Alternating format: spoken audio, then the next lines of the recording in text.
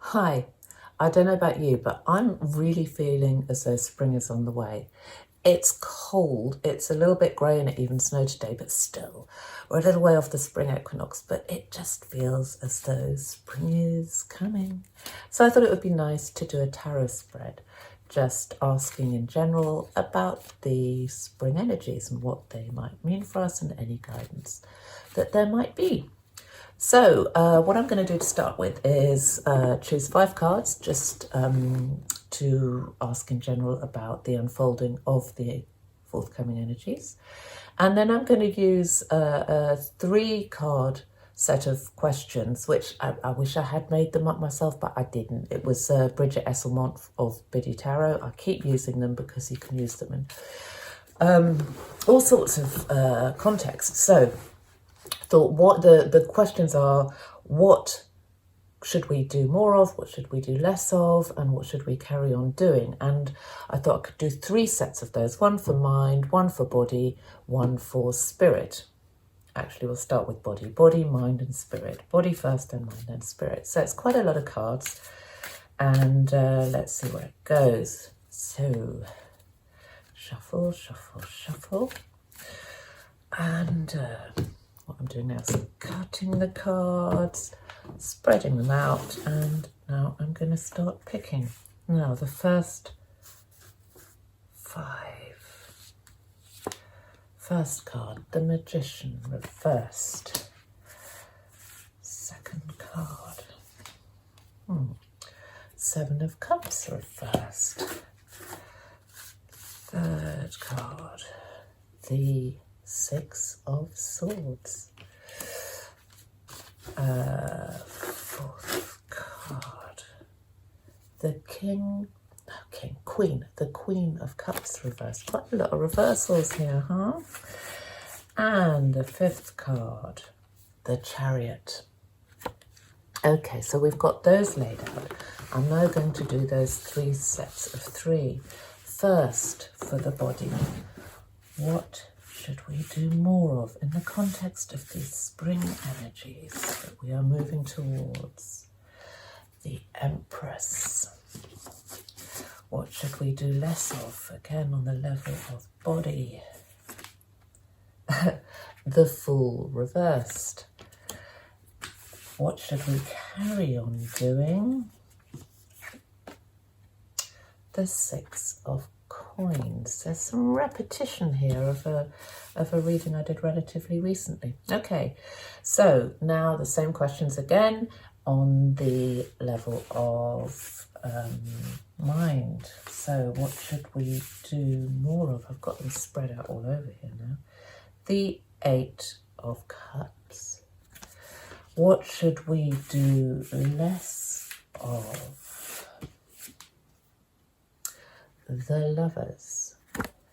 And what should we carry on doing? The 8, that is an 8, yeah, Roman numerals. The 8 of Coins. Now there's 3 questions again, and for the last time on the level of spirit.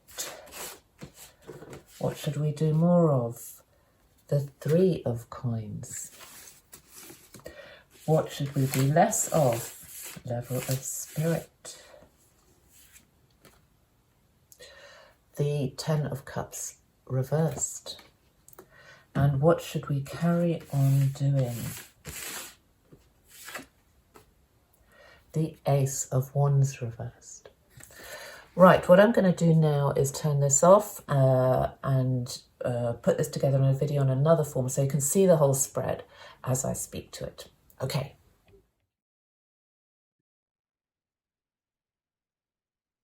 Right, here we are with the cards.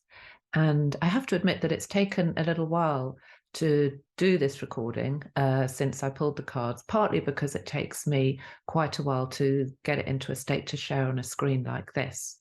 And that's actually quite good because in this reading particularly, even though it's pretty clear overall, in fact, it's quite a wonderful set of cards, but there were a couple where I got an intuitive hit as to what they referred to pretty much straight away, but I was slightly puzzled. So I was happy to have a bit of time to sit with that and get some confirmation. But we'll get to those. We're going to start with, there we go. Sorry about that. Oh, what is going on? Right. Here we are. The cards at the top, which are about the incoming spring energies. And the pivotal card here is the one in the middle. That's the Six of Swords, which is all about moving from one place or space to another one.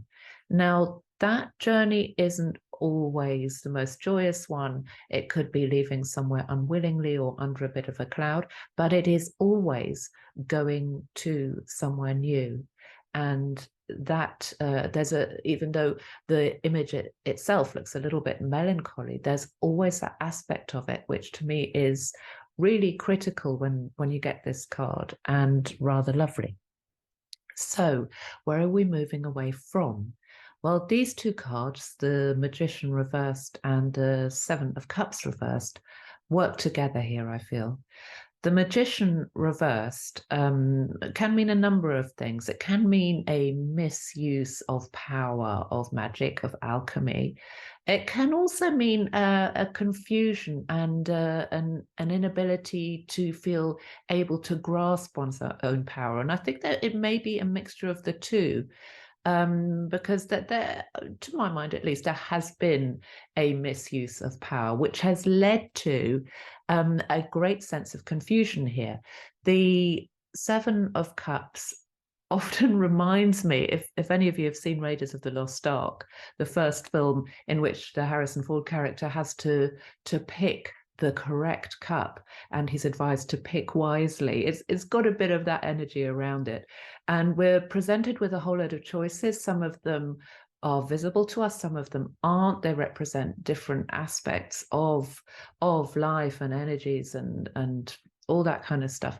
Here it's upside down. So to me, in this reading here, this is to do with confusion. So it's not simply about having choices and either feeling the need to make a choice or not being able to make a choice, but there's a sort of added sense of what is it that's important to me? What is it that I want to do? What is it that is true? What is it that is right?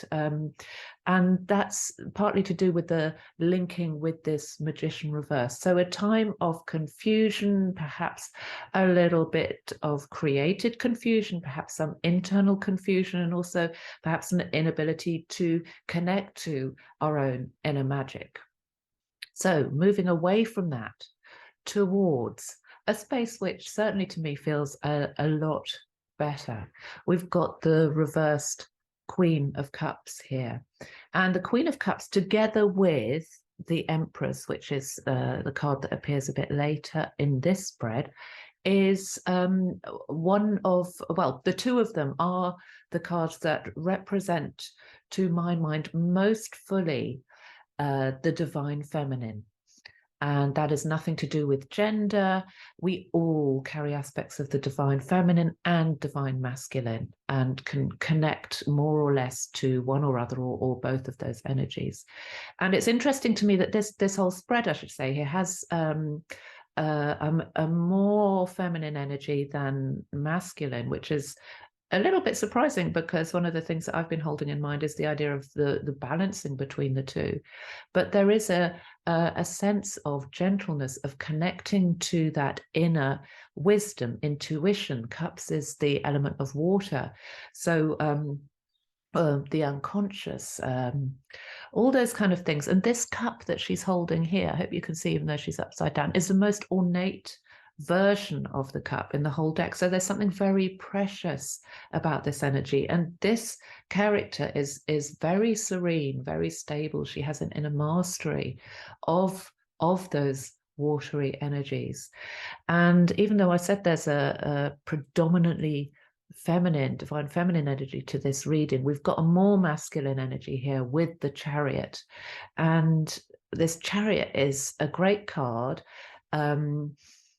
Especially in this context, it contrasts quite a lot with the Seven of Cups back towards the left over here, where there's confusion and not knowing exactly what to choose or what to focus on, or what's going on. This is much more about facing straight ahead. Not that many cards in the tarot look straight out at us. That is about facing forward, being in the moment, being balanced. See these two sphinxes at the bottom here with their different colors, and being upright. But at the same time, this guy is not driving the chariot.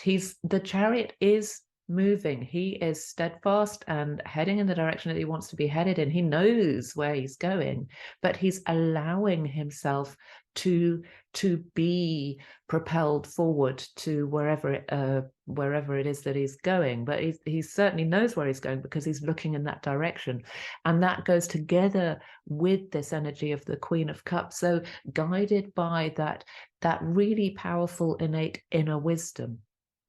And there we are. So it's a really beautiful movement from this space to that one. And what I didn't say was that the swords are the energy of air. So that is a sense of communication, of intellect, of it, that it is, there's a consciousness to this movement. It's almost as though the world is saying that we've had enough of this. We're moving into a different space now. Okay, so let's move down to the columns. If you remember, the columns are, the left-hand column is in answer to the question, what should we do more of? The middle column is in answer to the question, what should we do less of? And the right-hand column to what should we carry on doing?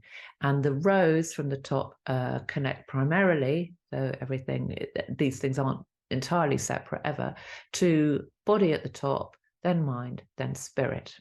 So I do the columns first, and then we can see how the rows first, and then see how the columns connect also. Right, so the first one in the body row is the Empress.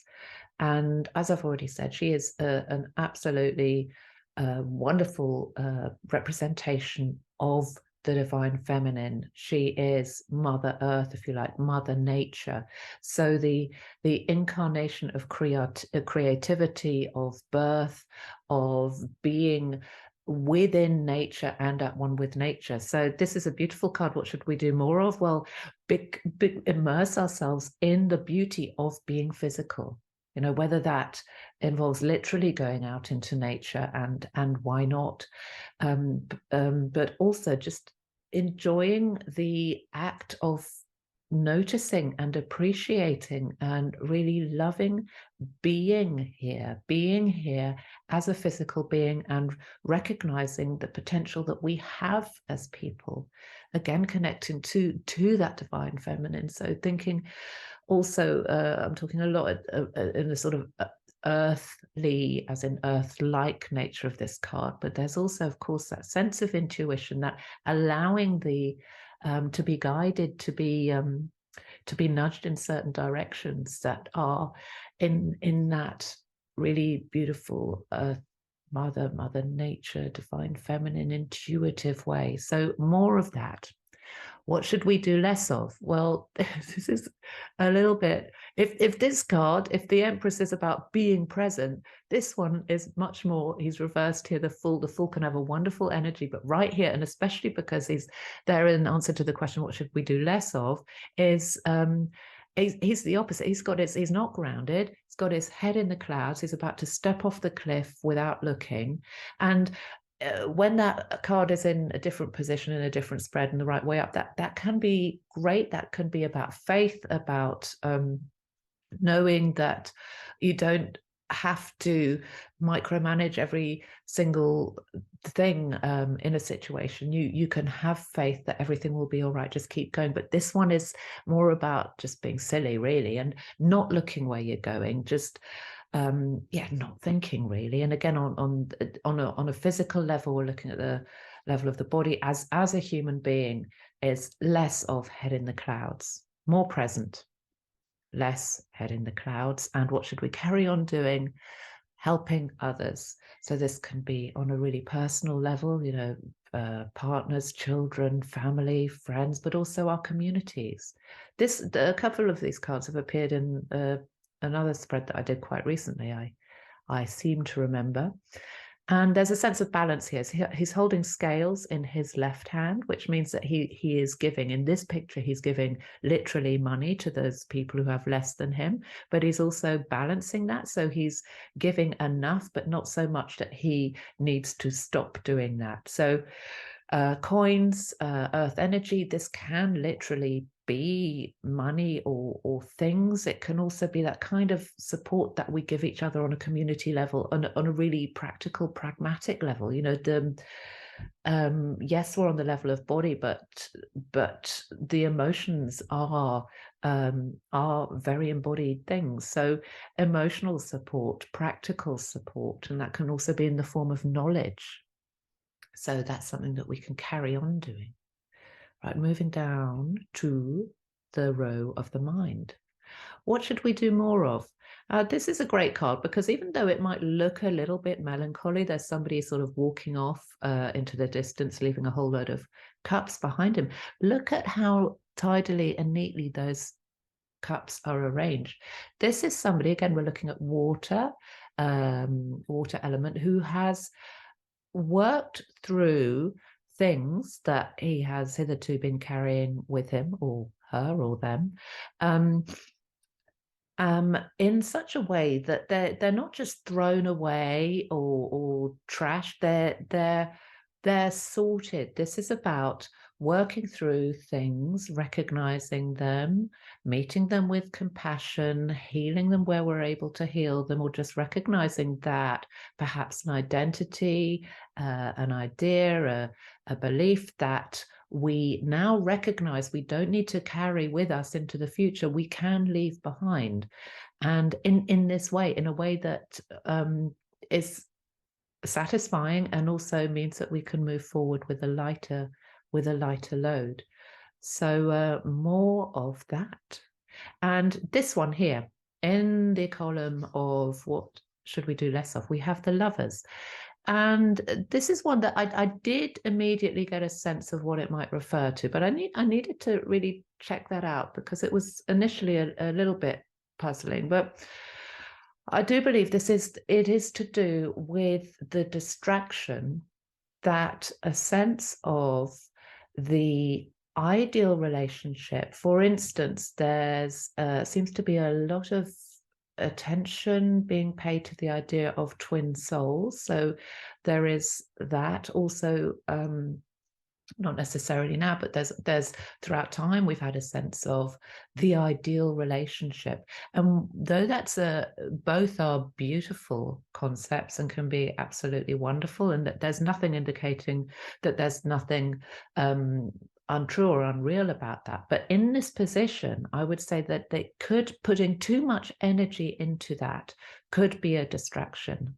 So it could go something along the lines of, I can't reach my full potential as a soul on this planet until I meet my twin soul, or until I have the support of a perfect partner. And I am thinking romantically here, but it could also be the support of a particular person within a family. There's something here about I can't reach a certain level of whatever awareness, ability, unless I have this partnership here. And just think for a minute about how much space that could take up if it's something that we focus a lot of our energy on. And there is I did a bit of research because I had the time between pulling the cards and doing this there's so much out there about what do I do to meet my twin flame, and there's a lot of chatter about it, and I do wonder sometimes how much space that can take up and how much of a distraction that could be. When perhaps a way of looking at it is the more I do this kind of work, the more evolved I become, the more open I am to either expanding the relationships I'm already in, or to meeting that person, that ideal partner, on whatever context, or the twin soul that I've been longing for. It's more likely to happen if I focus on myself, not on the lack of. Okay, so that's that. And moving on to what should we carry on doing? And this is, again, like the card above it, earth energy. And it's about carry on doing that inner work. And this one on the left is primarily to do with the emotions, unconscious, all that kind of stuff. This one here is much more to do with the practical aspects of working. It could be study, it could be actually making something, making a business, or there's something about nose to the grindstone and just carry on. And there's an element of patience here as well, is don't be disheartened, carry on. And you'll see how there's some inspiration that feeds into that from the row beneath. But first we'll go to the bottom row, card on the left. What should we do more of on the level of spirit? And this card here, another coins card, is to do with working together with other people to create something. And I think it's as straightforward as that, to really look at, and I'll be open to working together with other people, seeing what we can create together. And you can see how these cards above can really feed into that, or they all sort of feed into each other, don't they? We've got this beautiful defined feminine energy, the moving through, leaving behind things that no longer need to be heavy burdens, as they may well have become, and working together with others on, even though this is the level of spirit, is maybe supporting that spiritual work on a very earthbound, pragmatic level, building communities. Right, moving on to what should we do what should we do less of? Sorry.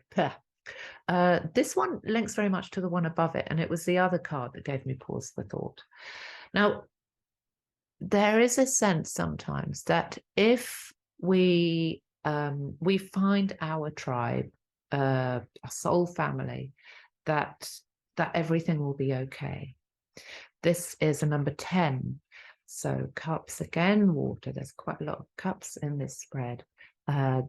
Not every 10, which indicates the completion of a cycle, is as positive as this one, but this one is really, really joyous. You know, there's a family there, they're happy, there's dancing, and it's as though, yeah, that we've got it all, we've done it. And it's reversed here. So what should we do less of? Is my feeling very much is that it's to put too much weight on the idea, the feeling that if we connect with our soul family, with that group of people, with our tribe, that everything will be okay, that we will have arrived. That's, I believe, the reason that it is reversed here is that's a bit of an illusory concept, because say we have already found our tribe. It's not going to be like this, happy families the whole time, is it? The whole point of a community is to support each other as we develop at different paces in different ways, and to support each other in during times of perhaps conflict, but I was thinking more along the lines of kind of rubbing up against each other, having differences of opinion, and expanding through that, through being able to work through that. Perhaps even there might be times when one particular group or community no longer has that sense of or provides that sense of belonging. So then maybe it's time to leave that community, either permanently for a little while, come back, but it is not the be all and end all. This is a double message here, and we look above here, head in the clouds. It's like we don't need to go chasing our longings, ideas, concepts that have their place. You know, of course we want to be with other like-minded people, of course we want wonderful partnerships, but not to put so much emphasis on it that it creates the sense of I cannot fully be me until, right? That's where we're being guided, I believe, to move away from that idea. And then card number 3 on the level of spirit, what should we carry on doing? Aces. Now this is the only, is it? I think so. The only wand card in the deck. Wands are the element of fire. Aces are beginnings and opportunities. Reversed here, it's to do with inner representation of this energy, which is, what is it that we're fired up by? What is it that inspires us? What is it that brings us joy? What is it that brings that spark of, oh yes, because this is what these 2 cards above are resting on, right? So when we get those nudges from within, from above, from our guides, from wherever it is that they're coming, they're what fire us up to carry on doing that work, to have the patience to see something through, to be able to be in that position of helping each other. And yes, it's just a really wonderful card to have in this position. And I would say that actually this whole card is really optimistic, and it feels like a positive reading. Yes, albeit with advice on what to do less of, but there's always things that we can do less of, isn't there? Anyway, I hope this has been useful to you. I've certainly enjoyed doing it. Thanks for listening, and bye for now.